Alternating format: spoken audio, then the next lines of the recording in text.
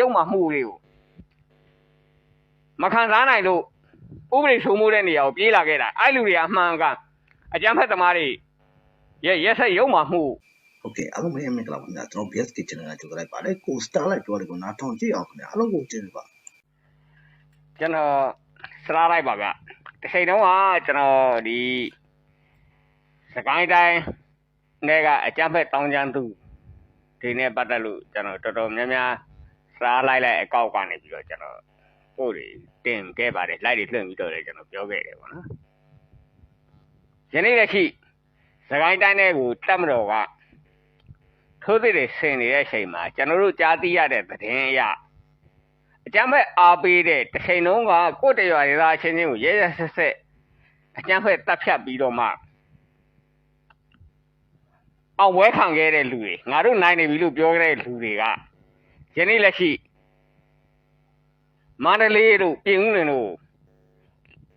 ပြေးလာပြီးတော့မှခိုးလုံနေကြပြီဆိုတဲ့သတင်းလေးကိုကြားရတယ်ပေါ့နော်အဲ့ဒါကြောင့်မလို့စကိုင်းတိုင်းရဲ့အဓိကရွှေဘိုနယ်တွေကသူတွေဒီပြင်ဦးလွင်နဲ့မန္တလေးအခြားသောနေရာတွေမှာဒေသတွေမှာအများကြီးပဲပဲခူးတိုင်းထဲမှာလည်းရောက်နေရရှိတယ်ပဲခူးတိုင်းထဲမှာရောက်နေတဲ့သူတွေလည်းရှိတယ်အခြားသောတိုင်းဒေသတွေမှာရောက်နေရတယ်ရှိတယ်အဲ့ရွှေဘိုတို့ခင်ဦးတို့နယ်ဘက်ကရောက်နေတဲ့လူတွေကိုမှတ်ပုံနေနဲ့တေချာတိုက်စစ်ပါတိုက်စစ်ပြီးလို့ရှိရင်သူတို့ကစစ်ဘေးရှောင်တယ်ဟုတ်ပြီစစ်ဘေးရှောင်တယ်ဆိုရင်ဘာကြောင့်စစ်ဘေးရှောင်တယ်လဲသူတို့တေချာစစ်ပါအကြမ်းဖက်ကိုအာမပိတ်ခဲ့တဲ့လူတွေကသူတို့ကိုဘယ်နေ့ဘယ်ရက်ကအကြမ်းဖက်ဘယ်ခေါင်းဆောင်ဘယ်သူကိုတရရာချင်းချင်းဘယ်ကောင်ကနေရဲဆက်တပ်ဖြတ်ပါတယ်ဆိုတော့ပြောနိုင်တယ်နော်အဲ့ဒီအကြမ်းဖက်ကိုအာမပိတ်ပဲနဲ့ထွက်ပြေးလာတဲ့လူတွေကတမတော်ကိုအားကိုးတဲ့လူတွေကဒီပြောမှဆိုလို့ရှိရင်ဥပဒေဘောင်အတွင်းထဲကိုဝင်လိုက်ဥပဒေဘောင်အတွင်းထဲမှာအများနဲ့ရပ်တည်နေတဲ့ပြည်သူတွေကပြောနိုင်တယ်သူတို့အကြမ်းဖက်သမားဘယ်ခေါင်းဆောင်ကနေပြီးတော့မှဘယ်နေ့ဘယ်ရက်ကသူတို့မိသားစုကိုဘယ်လိုတပ်လိုက်တယ်ယနေ့လက်ရှိမှာလည်းအဲ့ဒီအကြမ်းဖက်သမားတွေကဘယ်နေရာမှာထိန်းထားတယ်အကြမ်းဖက်သမားတွေကဘာပစ္စည်းတွေသိမ်းယူသွားတယ်ဆိုတဲ့ဟာကိုပြောနိုင်တယ်နော်အဲ့ဒီအကြမ်းဖက်သမားကိုမထောက်ခံတဲ့ပြည်သူစစ်တွေကဟုတ်ပြီအခုတမတော်ကထိုးသစ်တွေဆင်လာတဲ့အချိန်ကျမှထွက်ပြေးလာတဲ့စစ်ဘေးတစ်ခွတယ်ဆိုပြီးပြောနေတဲ့အဲ့ဒီစကိုင်းတိုင်းရွှေဘိုနယ်ခင်ဦးနယ်အဲ့ဘက်ကလူတွေမန္တလေးတို့ပြင်ဦးလွင်တို့ကိုရောက်နေတဲ့သူတွေကိုတေချာစစ်ဘေးရှောင်ဆိုပတိုင်းမယုံနဲ့အဲ့ကောင်တွေကအကြမ်းဖက်သမားတွေအကြမ်းဖက်အားပေးတွေအခုတမတော်ဒီကတမတော်ကတကယ်ထိုးသစ်ဆင်လာတဲ့အချိန်ကျမှဒီဘက်ကိုပြေးလာတဲ့လူတွေကိုတေချာစစ်ဆေးပါဘာကြောင့်ပြေးလာလဲမင်းဘယ်နှစ်ခုနှစ်ကပြေးလာလဲပေါ့အခုဆိုခုနှစ်နဲ့ပြောရတော့မှလေအစတုန်းကမင်းအဲ့မှနေတဲ့အချိန်မှာအဲ့ဒါဆိုလို့ရှိရင်အဲ့ဒီရွာထဲမှာအဲ့ဒီကောင်တွေတေချာစစ်ဆေးလိုက်လို့ရှိရင်ဒီအချမ်းမဲ့အားပေးတဲ့လူတွေခုနောက်ပြေးလာတဲ့လူတွေကိုတေချာစစ်ဆေးလို့ရှိရင်အဲ့ကောင်တွေဘယ်မှာခိုအောင်နဲ့သူ့မိသားစုဘယ်မှာရှိတယ်ဆိုတဲ့ဟာပါသိရမှာပါဒီကောင်တွေဒလန်ဆိုပြီးဆွဆွပြီးရဲဆက်တပ်ဖြတ်တဲ့အကြမ်းဖက်သမားတွေကိုအားပေးခဲ့တဲ့လူတွေအဲ့အကြမ်းဖက်သမားမိသားစုဝင်တွေဘယ်မှာရှိတယ်ဆိုတာသိရမှာအဲ့ကောင်တွေကိုပြန်ဖမ်းပိုင်ဆိုင်မှုတွေသိဘာကြောင့်လဲဒီစကိုင်းတိုင်းတွေကအဆွမ်းရောက်အကြမ်းဖက်သမားတွေအခုမှတမတော်ထိုးသစ်ဆင်မှမနိုင်တော့မှသိတော့တမတော်ဘက်ကိုပြေးလာတယ်ပြင်ဦးလွင်တို့ဒီမန္တလေးဘက်ကိုပြေးလာတယ်အခြားသောနေရာတွေလည်းပြေးလာတာတွေရှိတယ်အဲ့ဒီလူတွေကိုတေချာစစ်ဆေးပါအဲ့ဒီင်းတွေစစ်ပါမြန်မာတိုင်းနိုင်ငံလုံးအဲ့ဒီင်းတွေစစ်ပါမြန်မာတိုင်းနိုင်ငံလုံးအဲ့ဒီင်းတွေစစ်လို့ရှိရင်လူဆိုးလူကောင်းဆိုတာသိလာလိမ့်မယ်အဲ့စကိုင်းတိုင်းနယ်ကပြေးလာတဲ့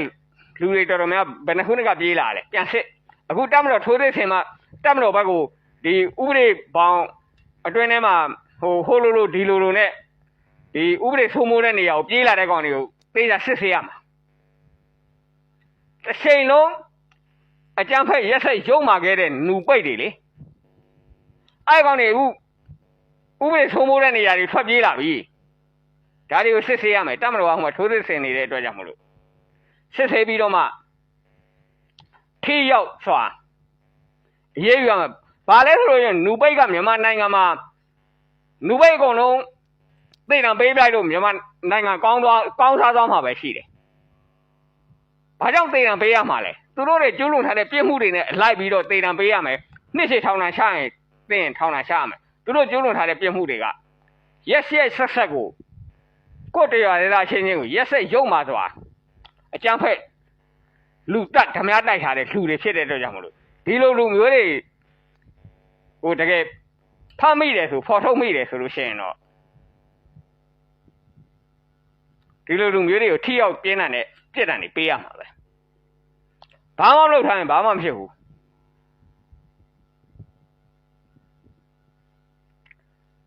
ယနေ့ပြေးလာကြတဲ့လူတွေတော်တော်များများအခုကဥပဒေစိုးမိုးတဲ့နယ်မြေကိုပြေးလာကြရလေမင်းတို့အရင်ပြေးလာတာကမင်းတို့အကြမ်းဖက်သမားတွေရဲ့ရက်ဆက်ရုံမှမှုတွေကိုမခံစားနိုင်လို့ဥပဒေစိုးမိုးတဲ့နေရာကိုပြေးလာခဲ့တာအဲ့လူတွေကအမှန်ကအကြမ်းဖက်သမားတွေရဲ့ရက်ဆက်ရုံမှမှုဒဏ်တွေကိုခံစားရပြီးတော့တကယ်လက်တွေ့ခံစားရပြီးပြေးလာခဲ့တာမင်းတို့အခုလက်တွေ့အကြမ်းဖက်သမားတွေကကြတော့မင်းတို့အကြမ်းဖက်ရုံမှမှုကိုတက်မလို့ဖြိုခွင်းရှင်းလင်းတဲ့အချိန်မှာဥပဒေစိုးမိုးတဲ့နေရာကိုပြေးလာကြပြီဟုတ်လားဒါကြောင့်မလို့မြန်မာတနိုင်ငံလုံးစကိုင်းတိုင်းနေကနေပြီးတော့နေရာနှံ့ကိုရောက်နေတဲ့လူတွေကိုတေးကြစစ်ဖို့လိုတယ်စစ်ဆေးဖို့လိုတယ်ဆိုတဲ့အကြောင်းလေးကိုပြောကြတာနော်။ဘာကြောင့်လဲ။တစ်ချိန်လုံးကရက်ဆက်ရုံမာခဲ့ပြီးတော့မှကိုယ့်တရားရချင်းကိုရက်ဆက်တတ်ထားတဲ့လူတွေအခုPDFတွေရှုံးနေပြီဆိုတာသိလို့ပြည်တွင်းနဲ့ခိုးကြောင်ခိုးနဲ့ထွက်ပြေးလာကြပြီပြည်တွင်းနဲ့အဲ့စကိုင်းဆိုတာလည်းပြည်တွင်းနဲ့ပါပဲဥပဒေစိုးမိုးတဲ့နေရာခိုးကြောင်ခိုးနဲ့ထွက်ပြေးနေကြပြီဖြစ်တဲ့အတွက်မြန်မာတနိုင်ငံလုံးအဲ့ရင်စစ်စကိုင်းတိုင်းနဲ့ဆိုလို့ရှိရင်သေချာစစ်ဘယ်နှခုနဲ့ကလာရလဲမင်းမိသားစုမင်းဘာကြောင့်လာရလဲစစ်ဘေးချောင်းဟုတ်ပြီဘယ်နှခုနဲ့ကစစ်ဘေးချောင်းတယ်လဲဘာကြောင့်စစ်ဘေးချောင်းတာလဲမင်းတို့ရွာထဲမှာဘာတွေဖြစ်ခဲ့လဲမင်းတို့ရွာထဲမှာဘာတွေဖြစ်ခဲ့လဲစစ်ဆေးရမှာဟုတ်ပြီအဲ့ဖြစ်ခဲ့တယ်ဆိုလို့ရှိရင်โอเคဘယ်သူကဘယ်လိုလုပ်ခဲ့ရလဲဘယ်သူစခဲ့ရလဲအကြမ်းဖက်ရက်ဆက်ရုံမာခဲ့တာတွေကိုပြောပြနိုင်ရမယ်ပေးချပြန်စီရမယ်အဲ့လိုပြောတိုင်းကိုယုံကြည်တာအကြောင်းပြုဒါပေမဲ့တချို့နေရာတွေရောက်ရဲတွေကိုအကြမ်းဖက်သမားတွေကဒီရွှေဘိုထဲမှာဆိုလို့ရှိရင်အရင်စားလိုက်တဲ့အကောင့်မှာပြောပါတယ်ဒီတရားသူကြီးကအစဒီစကိုင်းတိုင်းရွှေဘိုခရိုင်ခေဦးစကိုင်းတိုင်းရွှေဘိုခရိုင်ခေဦးနယ်တွေက